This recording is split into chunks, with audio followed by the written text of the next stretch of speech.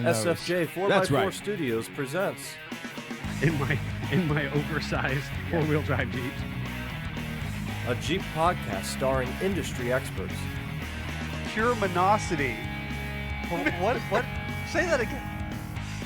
With mad scientist Scott Brown, Use my drill press as a sort of lathe. our host Neil Simpson, If one light goes out, they all go out. filled with shenanigans. We are really professional with Jeeps. This is I Speak Jeep. Good morning, afternoon, evening, wherever, however you are joining us. This is the I Speak Jeep podcast presented by SFJ4x4.com. My name is Neil with Simpson Family Jeeps, SFJ 4x4, and I'm joined in Grandma's Couch Studio. By the maddest mad scientist, Scott. Yes, sir.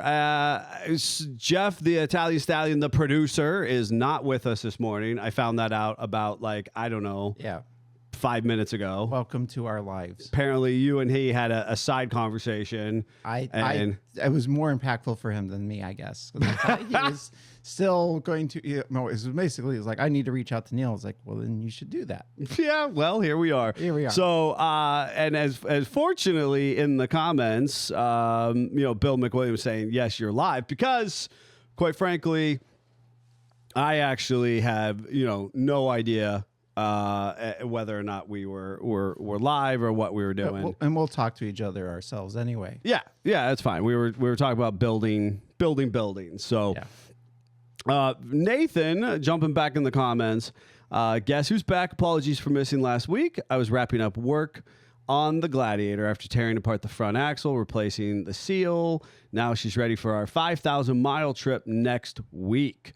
Got the RTT on and my custom water setup. Nevada, here we come. Man, that is awesome. I guess we'll excuse him this time. Yeah, one time. But next time you gotta have a formal request in. I was gonna say we need to have some acknowledgement. Maybe a 2 weeks notice or so, right? Billy Joe, good morning. Bill, good morning. Glad you're back, Nate. Bill, yes, you're live. Jaga Jeepers, good morning. Jeannie, good morning. We're here. We hear you anyway. And then Keister Overlanding, what's up? So good morning to everyone. I'm sporting some sunglasses in studio this morning. And you'll have to stay to the end to find out why. Correct. Of course, they are, in fact, my wife's sunglasses. Because we're past 40 and we just don't give a crap. Yeah, right? I mean, I kind of look a little bit like Elton John, in my opinion. Other than the rhinestones, I think they are very flattering. Thank you. I can appreciate that. So, oh goodness, yes. And if you are interested to know about what went down this past weekend, you'll want to hang in there with us through the outro credits, and we'll do a little weekend update. With that said, today we're going to be discussing the cost of cool. Yes. And I think this is one that I'm particularly excited about. Mm-hmm. It's one that you and I have lived in a capacity A couple times. I'm not particularly cured from it. No. Right now, I'm going through a chapter in my life where I'm like, okay, now I don't know. I guess maybe we'll talk about it on air, right? Absolutely. We came up with this topic. What was your take on it? Well, we were talking about what makes your Jeep cool, and how do you make it cool, and then what are the gravity of living with some of your choices you have made to be cool. 100%. So, and I get asked with enough regularity about tons and 40s on your Jeep. Absolutely. Right? And I think that is the one that probably is the most obvious, kind of one that our primary listening audience can relate to, right? Absolutely. Because we think about our Jeep community as a whole, and that little piece stands out to people. That and let me add to this, driving a 76 to 86 CJ. That too. That I think are the two kind of like little pinnacle aspects of Jeep coolness. Well, and part of the problem is that when you're cool, you have to be innovative. You have to be pushing the envelope. You have to get people's attention. And if history teaches us anything, you go back in history of vehicles, the wow factor vehicles, are they actually easy to live with every day? Correct. And there's a reason why the bell curve of society just chooses not to go to the full extent, all in. Because I don't want to reveal too much. We'll say like big trucks, they go in, they bedazzle everything. Everything's color matched, stretch and wide tires and all that kind of stuff. Well, now you have to, I don't know, haul cattle Sure. to a ranch 3+ hours away. How does that cool get you there? Sure. Are you happy with your cool once you've arrived? And I think that there is maybe a little bit of a disconnect because people look in at the cool. And the other piece that I would say, I guess maybe third, if I was to rank my cool factors for the Jeep community, tons and 40s is probably numero uno by today's social it's standards. becoming more ish mainstream. It is more feasible than ever before. But Yeah. but that big rubber, Jeep has always been an aspect. The next piece is going to be owning, driving 76 to 86.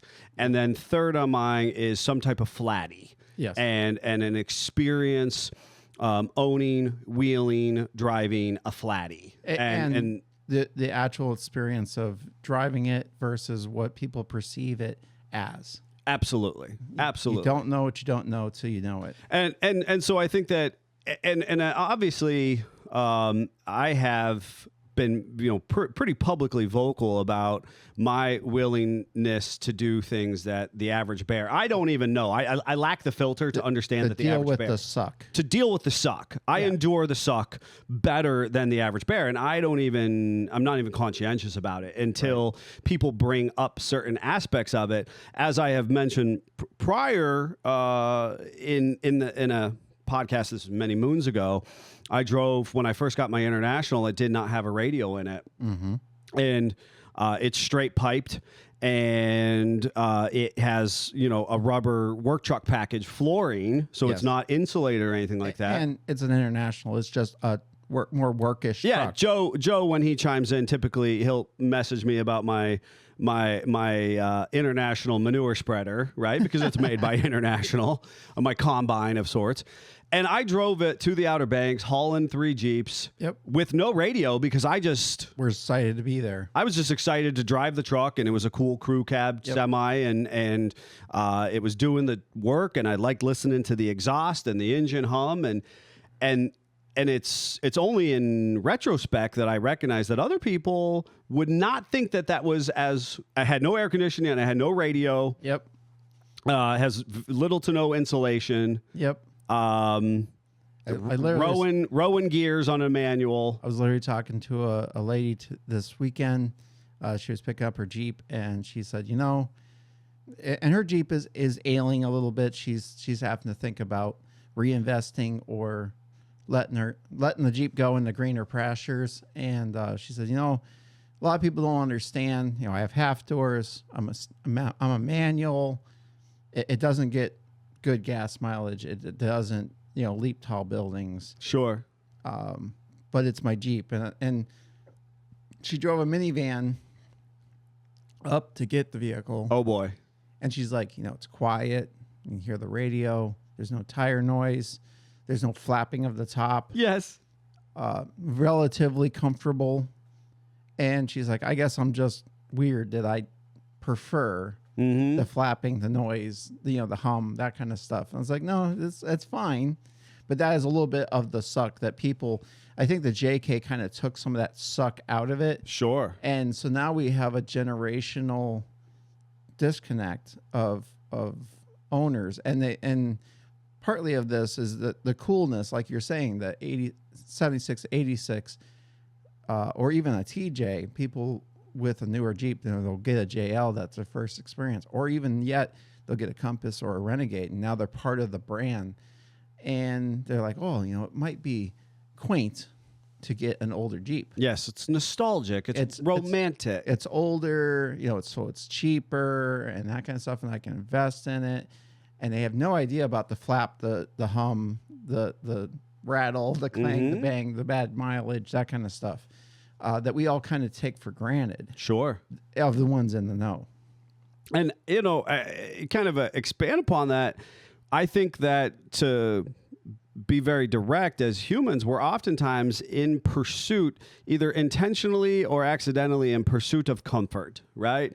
And yes, especially as we age. Yeah, potentially. I think that there is, in a sense, I also think there's a cultural issue, and I don't know if it's just age, but it can be culturally, and I don't want to make it generational, but that culturally there is something sold to us that we, air quotes, deserve to be comfortable. Yeah. Right? And so because it sells, in my opinion, right? So this is kind of a big spaghetti interconnected component here. But if we go back and we look at why the YJ was what the YJ is. Yep.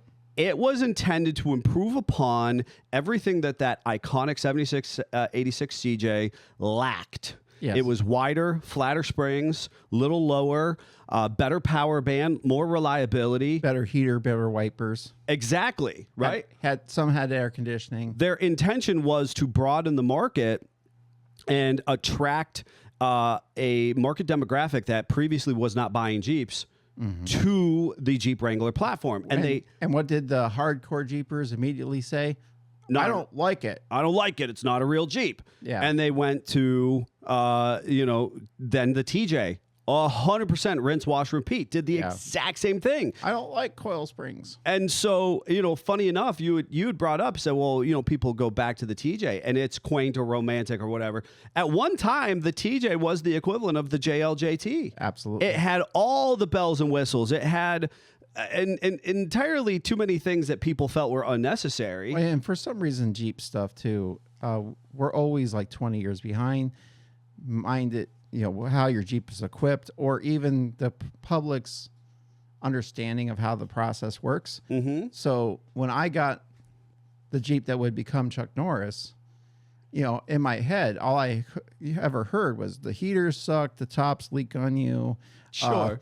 Well, right, because you came over from the Grand Cherokee world. Correct. This is my first experience with a soft top vehicle.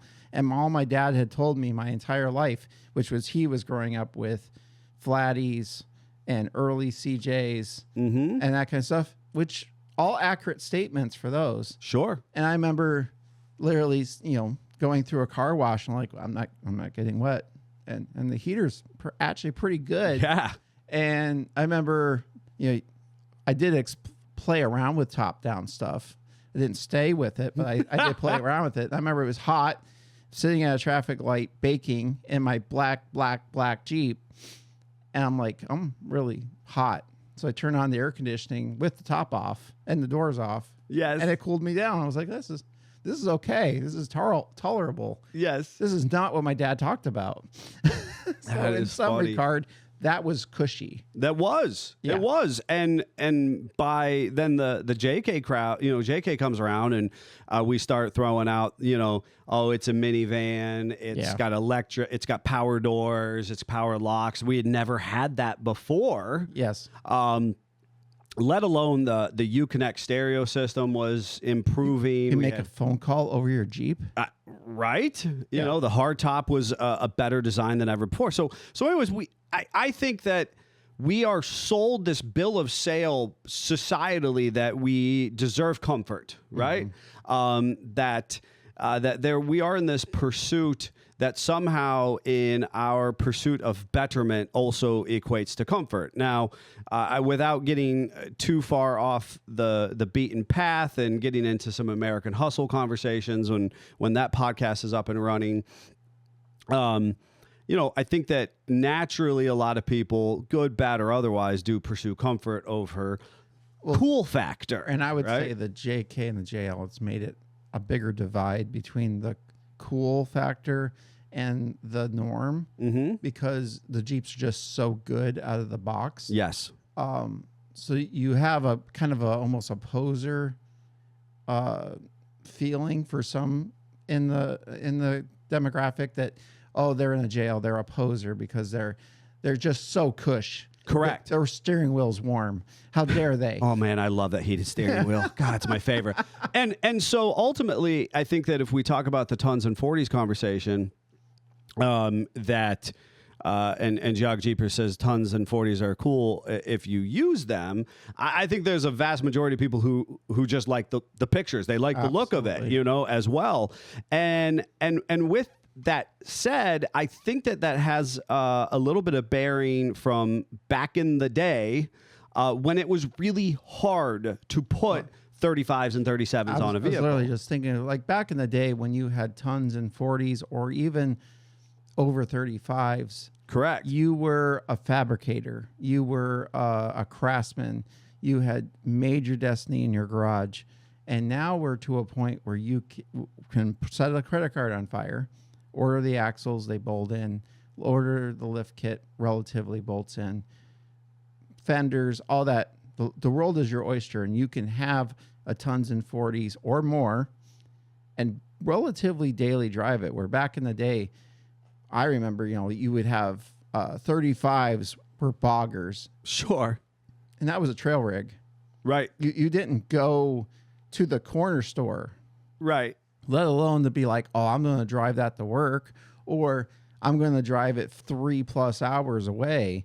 Where now 35s is just not even a blip on the radar. No, 35s is a standard. 37s arguably are a standard size. I would say type. if they're not, they're just about there. Sure. And 40s and the tons are becoming more obtainable. But I think with that said, you're still giving up. I was going to say, I think that the challenge is it looks more attainable. Yeah. And therefore people maybe inappropriately get kind of conjure up the wrong impression about that, because while you can boot up the computer and you can order your 40s, you can order a bolt-in axle, you can order a air quotes bolt-in lift kit, that doesn't mean that you can make it work well. And because of the length of modification that was required to do that, is you're just touching more products. Mm-hmm. Are you getting the right recipe? Correct. So then you have the cost of being cool can be even more costly in that situation. That's literally one of the things we do. We're basically good chefs, and we have a good recipe that works well with each other and works well with the intended use of the vehicle. And we can kind of take the sting of the cool away a little bit on how we set up Jeeps here in-house. Sure. But at the same time, if you get so far, you just have to deal with some of the choices you've made. I agree entirely, because that's, we have, so we have these kind of, I guess for me, it's twofold. One is the average individual who's in the pursuit of cool, Mm-hmm. right? And then we have that individual once they are in the ownership of cool, right? Yeah. And so in the pursuit of cool, like you were saying, do all these parts and pieces play together? Am I actually going to be able to turn in a parking lot, or are the tires going to rub in the fender wells? Are they going to, as I enter a bank up an apron, into the drive-through, am I going to hit the control arms and so on and so forth? And that's one aspect of actual usability or functionality of having the vehicle. Anything can look cool sitting stationary in a picture. Static. And we as a society, I think, are easily fooled by that. I mean, granted, we love looking at pictures. I mean, absolutely. Instagram is just full of pictures. Reels and other shorts are just a 7-second. Anything is cool for 7 seconds. Yes. Right? So then when we actually have customers who like tons and turbos, he daily drives a tonned out 40, 39. He has 2 sets of tires. Yep. Because he goes through tires so frequently, because the bigger the tire, the more propensity for wear that just exists. And he has aggressive tires for wheeling and less aggressive tires for daily driving. And they're 8 lug now, so he has Tire carriers had to change. We had to do some R&D on stuff for simple things like a license plate bracket. 100%. And a lot of people don't think about the license plate bracket piece. yeah, absolutely. And arguably, we want to be able to comfortably and confidently fit whatever size tire you're going up to. And that could even be a 37 or a 38 that's on a low center of gravity build. But we now have to fine tune the bump stops. You don't want to, constantly, have no up travel and the tire eat the fender flare. Now we need to have some degree of lift increase, but we don't want to decrease our low center of gravity or our steering geometry. Yep.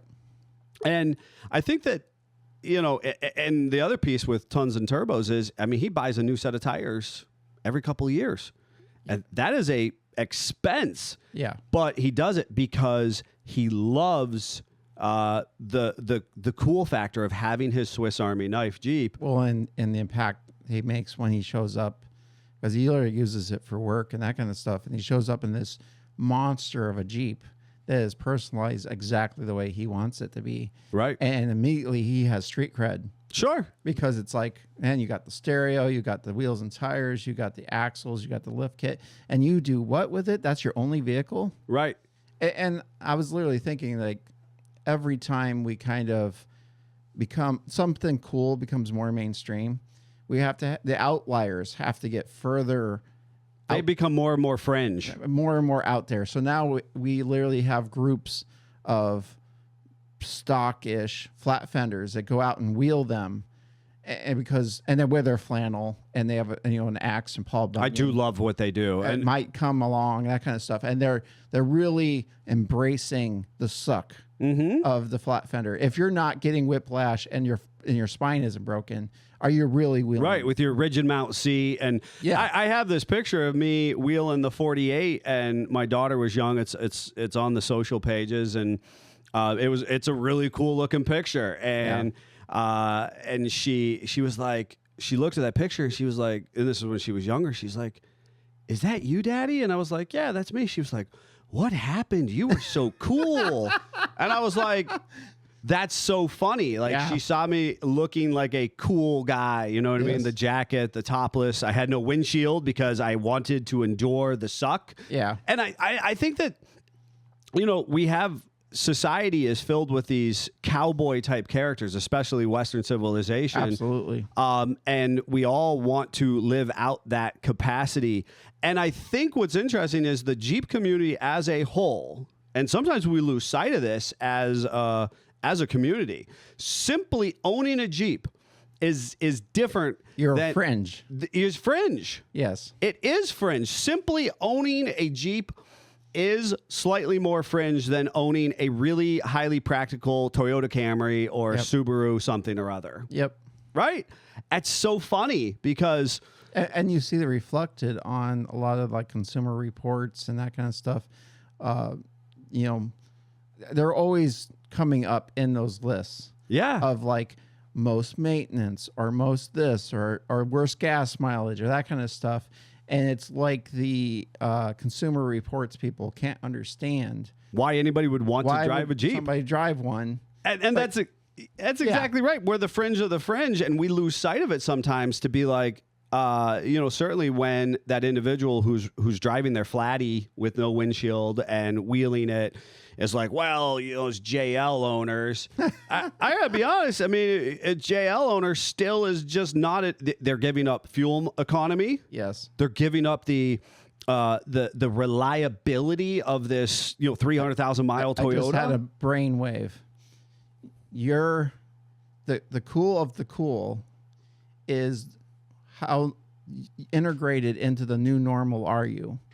If all you ever do is go out and wheel in your flannel in your Willys flat fender, then you're now the new normal. Mm-hmm. And you are cool to someone out here. Right. But in your centric environment, yes, you may not actually be cool anymore. And now you have someone in the group that is the lead cool. Yes. Because he's done something yet more fringe. And you're following behind him. Yes. And you as a pack for someone off in left field in their jail is like, wow, he's really cool. But you actually aren't cool in your group. In your group, which if we get into specifically the flatties and whatnot, which is why 2 years ago at the Willys reunion, Yep. the battle cry was drive them Jeeps. Yes. And that was because the cool kids were showing up, but they were trailering their Willys in to these national events. So they jumped into their F-150 with the nice leather interior, and they had a small trailer, and they trailered their flatty in, and it would park at the hotel, and then they would drive that flatty around their local wheeling hotspot,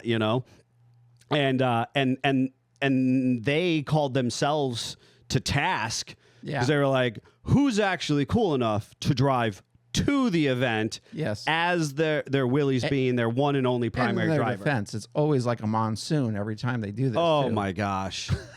And I've driven my flatty and in those said monsoons and whatnot. I've done all of that. I've hydroplaned it. The steering sucks in the rain. You're getting beat in the face with the water. It's not conducive, right? It's not a good experience. And I recently, yet again, I'm really trying to commit to this and make a good deal and let it go on its way. I'm really trying hard, folks. I'm trying to send my international to the next good owner, right? And I inspired him. You did. Scott inspired me. I've had the truck for 5 years. We put the Frozen song on. We're letting everything Let it go. Let it go. And honestly, but think about it. I'm actually selling it so that I could get into a more posh, comfy vehicle. But that's in part because I want to be able to more comfortably get into my rig and run coast to coast and north to south. I want my destination to be what I appreciate and not exactly the enduring journey. And this is always the grass is greener concept. Is you can literally, have somebody in a posh truck, comfortable, and he's looking at the guy in International that's sweating, and he can't hear because the truck's drowning him to death, that kind of stuff.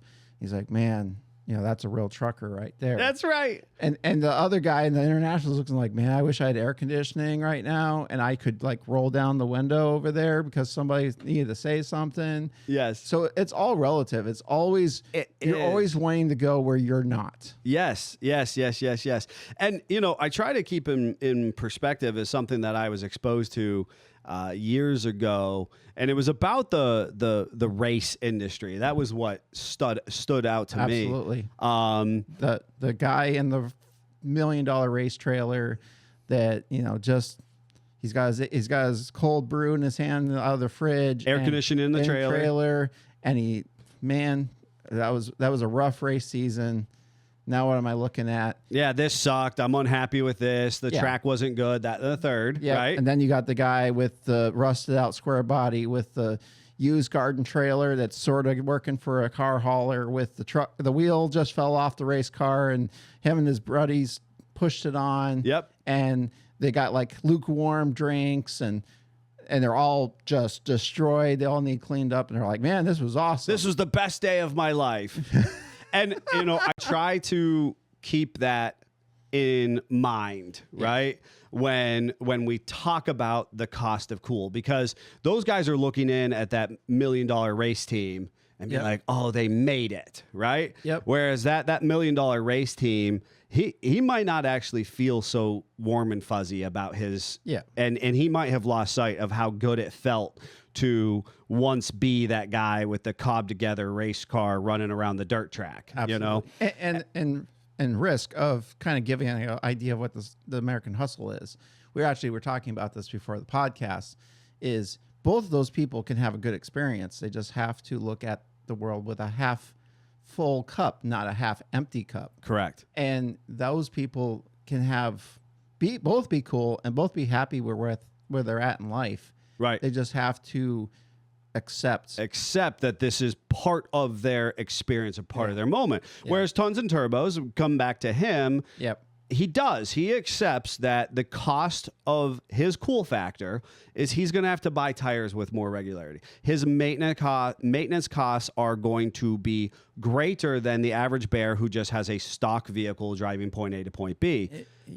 All the way from, hey, it takes more effort for me to get up in my vehicle, to, hey, now I need to upgrade my maintenance. To I have my fuel cost, my fuel mileage is not what it would be if I was on stock tires. Yeah. It's not bad. Our JLs, JTs have never been better with fuel economy and big tires. If you would have told 16-year-old Neil that I could travel from coast to coast on 37s and still get 15 to 18 miles per gallon, something like that, absolutely, I would have lost my nugget because I would be so amazed. And that's a good example too, because just because the reason why 18 miles a gallon doesn't seem that great now is because people don't remember how to get 5 miles a gallon.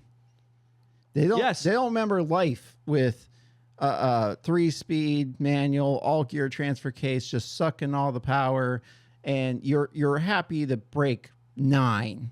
And 10 was double digits. We're like, wow. And what you're bringing up is that iconic 76 to 86 with the V8. with the V8. Yeah. If you look at hashtag not a restoration, that's what you just described. We have a fire-breathing V8 Sounds good. with a 3-speed manual. Yep.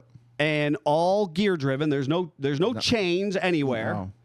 And it sounds good. It's got a rumble to it. Yep.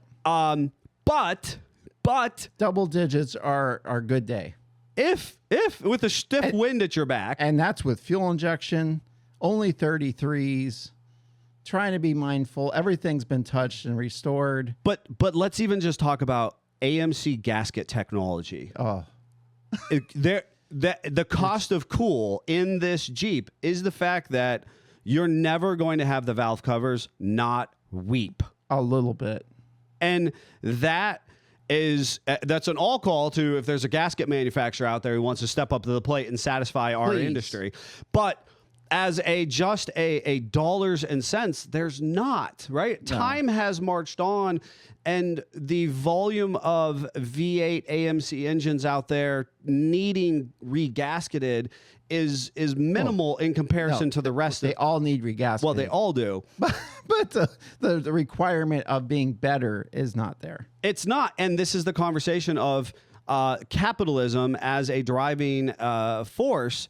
We will produce what people will sell. Yep. So the YJ was better than the CJ. The TJ was better than the YJ. The JK was better than the TJ. And the JLJT is way better than the JK. Yep. And ultimately, that's because every time they redesign and they sell that vehicle, more people buy it, more people get into it. It's capitalism at its best because people are in pursuit of that product. Yeah. The gasketing technology, they're just simply not.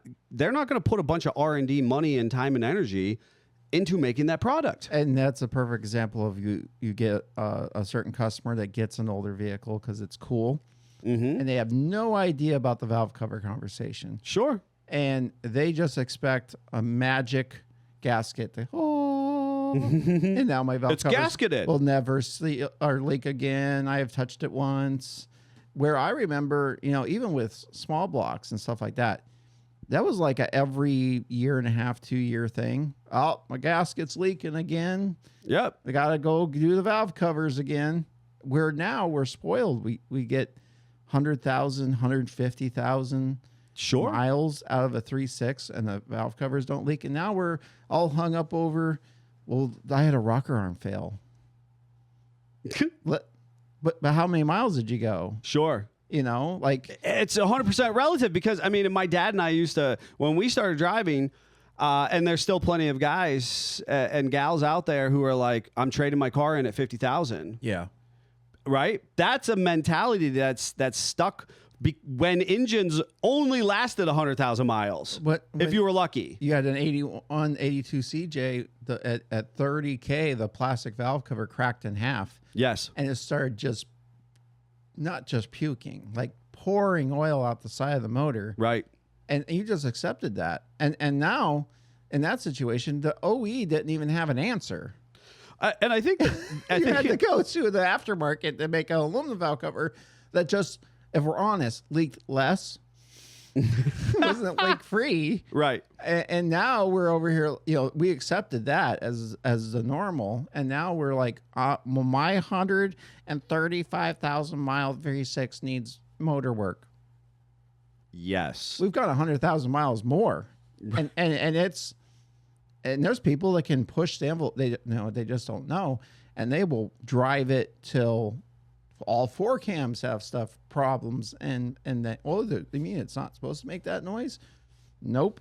And they have been reliably daily driving this, expecting that 18 miles of the gallon, expecting the AC to work. Sure. All that kind of stuff. It is, again, it's all about perspective. Yes. And I think that's, kind of funny because it is a challenge that I think we see with the vintage cool or wow factor is that individuals look in at that and they go, hey, we had, when I was graduating high school, that's what the cool guys were driving. They were driving that late 70s Renegade, CJ7. Yep. And now that I'm in a position in life where I can afford that. And so you look in at it with a whole bunch of other factors not considered. Yes. But the internet has made it that I can look at Jeeps from coast to coast, right?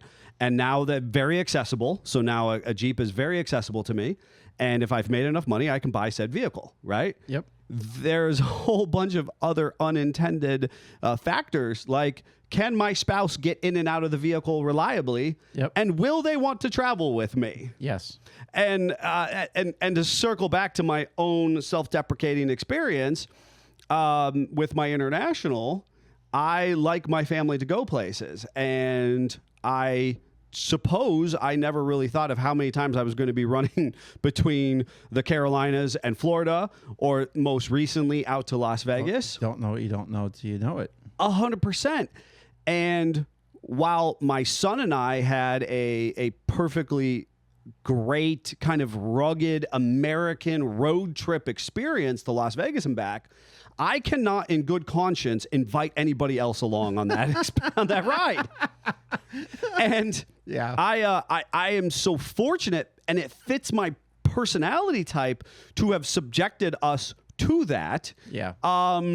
But most recently, when I was coming back from Charleston, my wife was like, I forgot how much I hate this. In fact, when we ran to Florida previously, her and our friend, I bought them noise-canceling headphones so that they could just ride in the truck and stomach the trip. And she knows what she's getting into, because when you were dating, she would hold the transfer case in gear with her foot. 100%. In the flat fender. So it isn't that she... Oh, she held a blanket when we drove topless down to the Carolinas in a YJ. She held a blanket as a windjammer for us. She's been there in the trenches. She's been there in the trenches. But as you get older, you just like things to be a little nicer. Well, and if you're going to, and her, she would be like, well, it's different if it was 12, 14 hours in the truck. And that is fair. It's constantly rumbling in your ears. And I agree with that. I remember, getting it. It's a little bit off topic, but my Gremlin with the AMC V8, we would drive that 4 hours to Columbus. And when you got there, you really couldn't hear. Yeah. Because of the drone of the V8 the whole time with the windows down and the wind beating you, you're literally like half deaf. You're like, what? And I think, again, just calling a spade, that is why that Toyota Camry owner looks in at the Jeep owner who's topless. Yes. Because even if you are cruising around in your bone stock JL and you've hit the highway and you're running topless doorless, and I love topless doorless, Absolutely. Highway speed, I'm looking at the road right there. From the Camry owner, you're pretty cool. You are pretty cool because they can't or wouldn't do that themselves. Yeah. And there's something inside us as certainly as Americans, United States, cowboy derived pioneers, people who ancestrally got on a ship with kind of no understanding, and 4 months later showed up on some remote land, and they were going to break ground with their own two hands. There's something that we do still kind of appeal to that, right? And here's a good question that led you. If you're ultimately cool, the person looking in at you thinking you're cool might wonder if what you're doing is illegal. What? That guy in that Camry or that lady in that Camry looking at you with no doors and no top on is looking at you going, that's pretty cool, but is that even legal? Yeah, are you allowed to be doing that? Are you allowed to do it? You are so cool. I have questions. Yeah, and sometimes they superimpose that. I mean, think about the high lift jack on the front. They think that's a firearm. The doors are off. They're calling contention to that. There's a whole bunch of things because you're kind of outside the realm of the comfort, right? Of that immediate comfort. And I guess a little bit of my own, I am cut from this cloth. I had this experience here in our hometown of Conneaut when coming up through school. There was this folklore about these guys who, when they graduated. And interestingly enough, I end up befriending so these guys in the 60s or 70s graduate high school. Mm-hmm. As I'm coming up through school, I become friends with their kid, right? Mm-hmm. But when this guy graduated high school, he had a rigid tail Triumph with 2 or 3 other characters. And with arguably no planning or no knowledge, they just jumped on their rigid tail bikes, which for our listeners, if you don't know, that means there's no suspension, there's no springs. You're breaking your back. You're breaking your back. They jumped on the highway and they drove to California, basically on a whim. Yeah. And we grew up socially being aware of this story. Those are the bad somethings. Oh, yeah. That dude was a bad mamma jamma, right? Yeah. And yet... This, at his later in life, he was the most mild-tempered. He, pants were buttoned up nicely, had the polo button-up shirt, super soft-spoken. And actually, that's a good lead into something I was just thinking about. I remember being a snob and driving my, hot rod 3-4 hours and seeing the guy pull in with his nice truck and his trailer, and it's enclosed, and he fires up his car and backs it out, and everything's pristine and clean, and everything's cool, and he's reflected, and I'm sweating. Needs a sweat on the brow. I've got to figure out the fuel. Car might have been making a noise. Got to figure that out. And I looked at him as a poser. Yes. And if I'm honest now at this point, if I'm going to take my hot rod 4 hours with what I currently own, I'm going to put it on a trailer behind my Gladiator. Yes. I'm going to turn the AC on. I'm going to drive down there. Then park the rig, then jump in the thing. So I'm going to have full fuel. Yep. Oil will be good. It's going to be in good accord. I'll drive around and enjoy the car in that moment where I'm at the car meet or whatever. And then when I'm tired, I'm going to put it back on the trailer. I'm getting air conditioned, comfortable, heated steering wheel, and drive home. Right. So it's all about perspective. And before you throw stones, think about where you're going to be. Yeah, casting those stones in glass houses, know. And there's something to be said about both experiences, right? And the one experience allows you to appreciate the next. You're earning the stripes. You've done you've been the undergrad or the freshman. You've put in the effort, the time. Well, now the suck is you get a little less suck because you've done this. Right. Doing your duty. Right. And I think that for me, I have never. Now, obviously, most people know I'm a frustrated trucker at heart, so I enjoy the towing experience as much as I do the wheeling or the vehicle. And we, both of us, do above average towing compared to some people. Sure. and with that said, I have always, from the very beginning, I was not deterred by that mentality of, well, you have to drive it to the trailhead and then wheel it and drive it home. I found it as kind of more of an opportunity. I could resurrect something half beaten, broken from the 40s through the 60s, and I could go wheel it on the trails when other people are like, well, I've got to drive it here. And I didn't have to do that. So the cool factor is it changes. Yeah. Right. And for whatever that is, you then take that guy or gal who has a really well-built TJ and they're looking at me wheeling some piece of vintage, half put together piece of vintage iron. We're like, oh, that's really cool that they're doing that. Where you're looking at him like he drove it here, he's going to drive it home. That's Correct. cool. Yes. Absolutely. Yes. And really what it comes down to is you should be well-rounded cool. You should experience all of it. Sure. So you have a good, well-rounded experience. Tow it there one time in your life, drive it there another time in your life. I think the only thing that we need to discuss in these remaining few minutes about this is when we see the cool factor and maybe we're a little disconnected from the realities of our decisions. And I guess to bring up something that you started with the conversation a little bit ago, if I have this tow rig with the lights and the stanced and stretched tires and so on and so forth.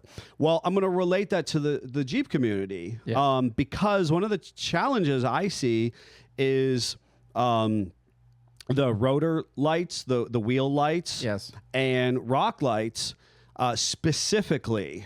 And I think those things look cool. And I recently said to Greg, because he was less enthusiastic about the wheel lights. And I said, the challenge is I actually think they look really cool. I like wheel lights, but they're not practical within our community and climate. Yes. And that's rock lights and wheel lights. Yep. 100%.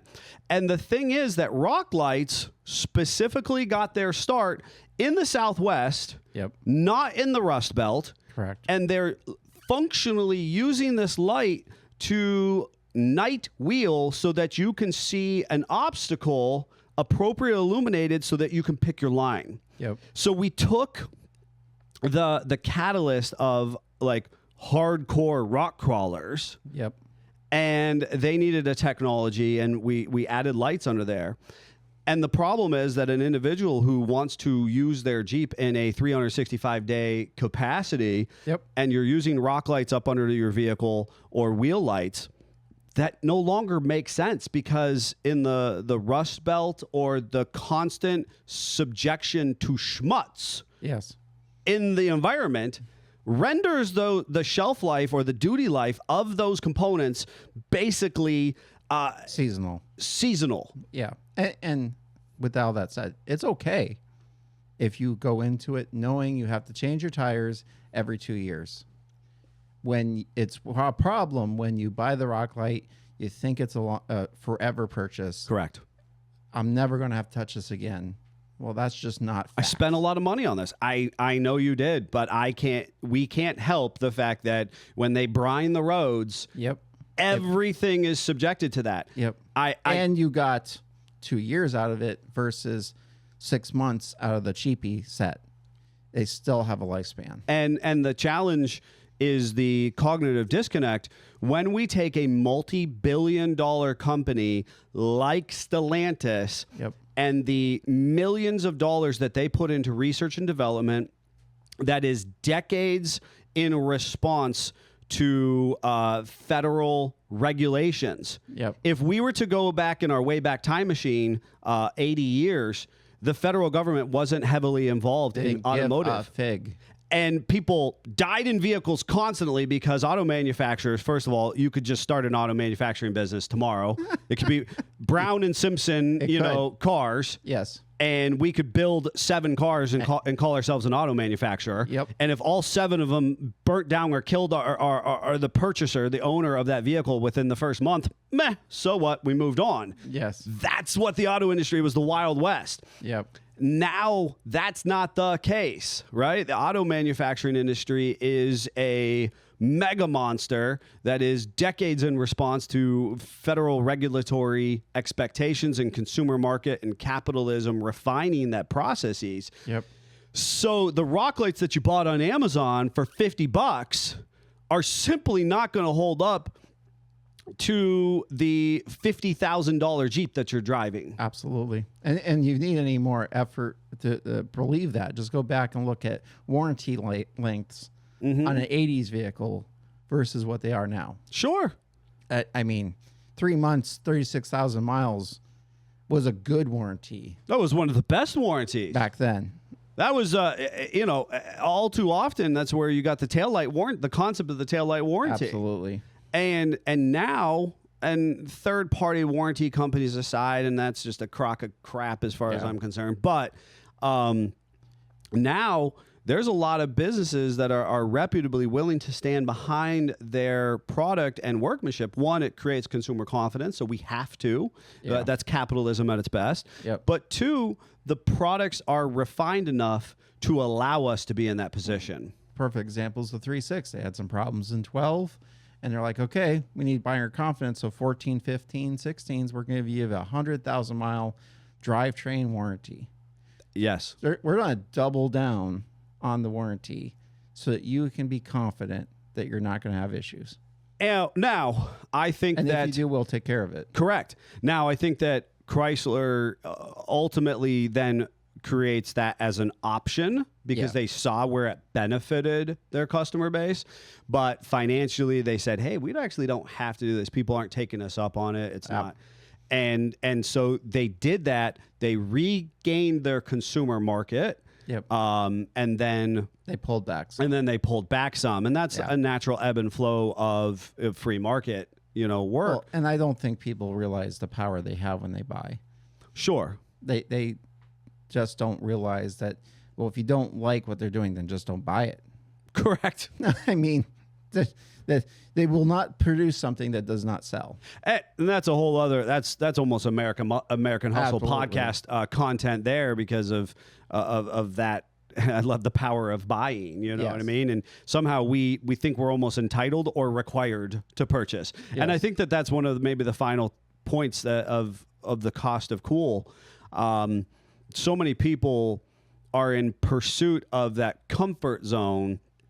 They think that they have to buy. That's why leasing now is so absolutely so prevalent. And there are challenges with driving an older model vehicle: constant maintenance, constant upkeep, part availability. And the Jeep community, once again, we're fortunate. Try owning a Hudson or a Studebaker. There's going to be far less manufacturers and a far higher cost of replacement parts. Yep. Within the Jeep community, our cost of cool is relative to our own experience as we've kind of shared throughout today's topic. So I definitely think this is a fun one and one that I think that is worth unpacking maybe further in a subset of this in the future. If you have thoughts about this, there was lots of comments in the thread today via the Facebooks and the YouTube. So hopefully you guys found something of impact there. If you have something you want to share with us, feel free to reach out and send us an email at contact CONTACT at sfj4x4.com. You can always text us directly 440-855-2100. And if you're interested in knowing why I've kind of got the Ray Charles sunglass conversation going on today, not for our listeners at home don't exactly know or see that, but we did mention it, or hearing about Scott's weekend experiences. A number of you, I do want to note that a number of you wished me happy birthday or a belated birthday in the comments, and I thank you very much for that. Yesterday, the 19th, was in fact my birthday. I had a great day.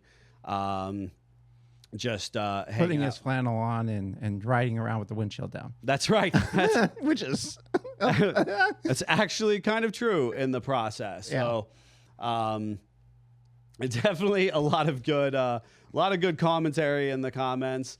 And Joe, I'll touch on his thing. So where did you steal your sunglasses? These were absolutely my wife's sunglasses, which I'm just totally rocking for the best of things. And then Rob Morgan says LS swap the world. His cost of cool right now is LS swapping. Is LS swapping via the Amazon. I can't wait to see how well this comes out. He's definitely getting better at gasket technology with that. Yes. Until next time, Jeep on. Jeep on.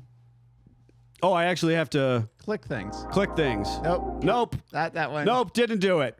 I don't remember. I forgot I was in the producer chair Yeah, today. you did. It's fine. Pretend that we Weekend transitioned. updates. Sometimes the crap show, I think, benefits our listening base. and, you know, he's injured, so it's allowed. I don't even remember. I don't even remember where I was supposed to go with. It doesn't matter. I forgot to click that part in We're gonna move preparation of on. today. Oh my gosh, that's too funny. So I, without being too curt, I took a tree limb to the eyeball this weekend. A tree decided to knock him down a peg or so. Yeah, if it wasn't already going, just a banger for me. I don't know why I explicitly felt the need to grind myself into the dirt for my birthday this weekend, That's but what you enjoy for some reason. I do. The only thing I didn't get to do this weekend that I would have liked to would have been like a marathon session in the gym until I puked or till I couldn't feel my arms or legs or something. I don't know why I exist to enjoy or to find appreciation in the meat grinder, but I do. And so I made sure. Now, with that said, I also take a lot of solace in the fact that I was planting trees and I was outside. I was outside. I was grounded to the earth. I was in the dirt. I was that kind of stuff. Now, I also enjoy that I was destroying these prickly sumac things. Of course, they fought back, and that's one of the wily branches that took me out in my very expensive eyes, as my wife likes to remind me. I was literally thinking about that as you were telling me. It's like while I'm half blind, especially without my glasses, they have saved my bacon so many times. Oh, it's so funny that you bring it up because, I really thought to myself that I have 100%. I had this like PTSD-esque experience where I recognized that in previous experiences, the glasses would have got mashed on my face. Yes. But the eye would have been okay. But the discomfort of the nose pads and the ear. Absolutely. And I would have been frustrated, and then the glasses knocked off, and I would have had this thought process like, oh, there's my expensive glasses getting damaged in X, Y, and Z. But my eye would not have taken the branch directly into the eye socket. Correct. Right? I had so bad where the lens had gone up and like cut my face. Yes. Yes, that's exactly my thought process. Now, I was in over the weekend doing some tires for an impromptu customer, and while I was wire wheeling their wheels because of, oxidation and corrosion, I of course have a lengthy supply of eye protection here at the shop. Yep. And oftentimes, I'm hollering about eye protection or ear protection for you and the guys, as well. And so I was wearing my appropriate PPE in the process of working here at the shop. But just didn't realize you need it for a tree. Yeah. And honestly, what it came down to was I had worked myself into the dirt all weekend, and this was the end of the day Sunday, and this is just such a classic human experience. You're getting tired. I'm getting tired, and I just needed to unload these branches from the trailer. I had, was clearing property from the front of my homestead to, and then hauling it back to the burn pile. And I went to toss it off the trailer. Well, I had equally not spent time cutting this branch down because I was muscling it. Mm-hmm. And you know how like the bulbous branches, all these kind of like, I had the trunk-esque portion down here. And so I tossed the trunk-esque portion. Well, it bounced off those other branches and it came back, and one of the twigs that was, protruding back towards fighter me, right to the end. Just came right back, and I watched it happen like fire in the sky, needling my eye, similar to the surgery that I had a couple of years ago. So definitely unfortunate, but I got to play with my cost of cool at my house, and I've got the tractors, like we've talked about our tractors in the past, and I'm not I'm totally going to live in this moment.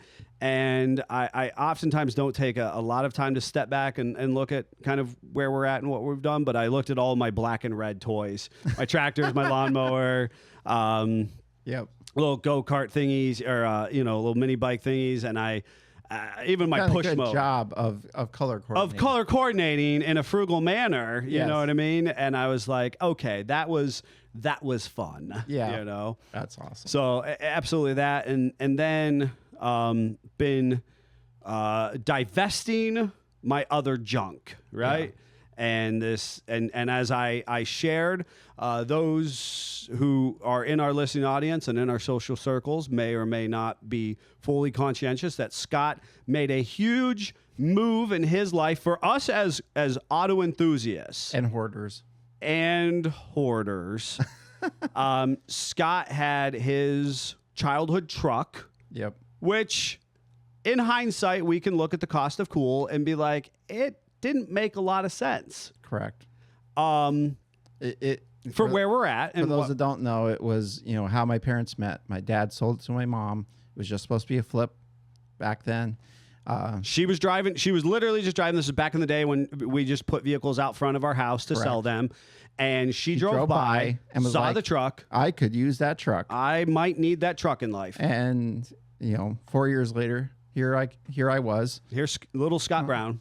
And I grew up with that truck around the property and playing in it, getting yelled at for being in the bed when I wasn't supposed to. And, Sure. all that kind of fun stuff, and thinking it was super cool back then. Yep. To it, junior high becoming my first vehicle, and then realizing the cost of cool because I couldn't drive it to school. I couldn't use it. Wasn't allowed to haul anything by my parents, which I did anyway, but they just didn't know about it. Your first vehicle ends up being an S10 in the process. Driver is an S10. Driver, right? You own this vehicle. Cost of cool continues into adulthood. And then I have, black S10, red, full size. So Super of cool. course, super Right. cool. Take pictures of them together, all that kind of stuff. But you never really get to use it. There comes a Correct. point in time in your adulthood where you do move apartments, and I remember you used having it as a truck. Used it as a truck. You really kind of started to grow into that. You eventually do some really quality upgrades with the LS swap to it. Now it actually becomes more Now it actually reasonable. drives and doesn't drink me out of house and home with that 8 miles of the gallon with the small block. Right. And it's reliable and that kind of stuff. And then life changes. You have 2 children. And we drove it to Bantam one year with the bassinet in between us, that kind of stuff. It's literally what we took on our first date. All these good memories. And right now, it's sitting. I drove it one time last year. Yep. It didn't make sense anymore for Because I you. can't put my family of 4 in a regular cab pickup truck. So when we go out, what are we going to drive? Honestly, we're going to drive a Gladiator. And sadly, what's a half-ton pickup truck to the Gladiator? The Gladiator does every single truck thing I want it to do. It hauls a trailer. I can pack a motor in the bed. All my family's comfortable. If we want to take the top off, we can. There's just nothing bad I can say about the Gladiator. Gets way better mileage than even the V8 swap or the LS swapped C10. And I'm watching it slowly depreciate because it's sitting around. Mm-hmm. That's the worst thing you can do for a vehicle. And because the building project is a big scope, it's had to sit outside more than I like. So the paint that was sprayed in 1980, it's not the best anymore. Not doing so hot. It's not doing so hot. I don't want to invest $15,000, $20,000 into the paint job. I would rather. And if you did invest $15,000, $20,000 into a paint job, you don't want to park it outside. Right. And, there's other priorities in life. Yes. I had to have a come to the Jesus moment and be like, you know what I really enjoy in my life right now is the 36 and kind of being that old school hot rod enthusiast and building the T from nothing, learning how to stretch the metal, how to fix it, how to put it back together, how to make the structure of the car back. That's what I am impassioned about. So I don't see me getting to the truck. And rather than be that guy I hated as a young car person, of, well, you got this vehicle, it's cool, I want it, I want to give it a better life, and you refuse to sell it. I'm not doing it. As much as my kids hate it and I kind of hate it a little bit, I'm going to find a better steward for that vehicle. If you love it enough, then let it go. And this is literally comes back a little bit to the cost of cool. Your cool factor is now in these early Fords. Yes. That's your cool factor. Yep. And the cost of that is this truck that has a lot of emotional attention. And this Weekend Updates isn't exactly supposed to be for the continuation of the podcast topic, but I was inspired by you. So you've recently sold it. That's the quick takeaway. Going to Texas. And that's the quick takeaway. And so I've recently been inspired by you. So I've been divesting things that I have picked up over the years. I mean, that's one of the best things about our friendship is we both try to assist things in positive methods. We look at our lives together and we're like, hey, what about this? Or hey, what about that? Because we think different. So it kind of gives us a better way to experience life in a full circle. And just because it's gone doesn't mean the memories are gone. And do these things bring you joy? What do you enjoy right now? And we want to enjoy and experience lots of things. And you can't do that keeping all the cards. Correct. We're not independently wealthy. We can't collect them all. We have to let things go to continue to experience that. And there's still cars I want to experience and enjoy and build professionally and not professionally. So because of that, you have to enjoy it while you are drawn to it and then move on. For sure. So what did you do this weekend? We actually went, and I always like to surprise him about this stuff. We went to a cacao ceremony. So cacao is natural chocolate. Yes. And it is... I got to be honest with you. I thought you told me it was a cow ceremony at first, and I think that we're going to have listeners who are like, man. That's fine too. Okay. But cacao, yeah. Cacao. Okay. So it is the old school chocolate, that the Aztecs and those absolutely used to drink. It is very bitter, for those that don't know, but it is all the things hot chocolate is not. Yes. It is amazing how manufactured and refined and removed our modern day hot chocolate is compared to Yes. So it was a very awesome experience. We got to learn. We got to experience it. Can't say enough good things. Again, I like to expand and learn and kind of do a deep dive. I knew a little bit about it. Sure. So long ago, I couldn't even remember exactly why, if it was in school or what. Yes. But it was really cool. And we got to go and do that. And we got to kind of just do it, me and my wife together. And then we had to go, it was in Erie, so then we had to go to Wegmans and try to find cacao because now she wants to experience it more and the kids have to try it. And something else I haven't told you is I have broken my wife. She is in her 6 weeks of Lego. I had decided we were going to do a Lego build off for the family. Again. For some reason, my wife was not allowed to do this as a child. Right. But she really, really is enjoying it. So at this point, our table is just covered in Legos. We've been rating our son's Lego board for pieces. I've been building little hot rods and trucks and stuff. Yes. And she's building little houses and stuff. It's a lot of fun.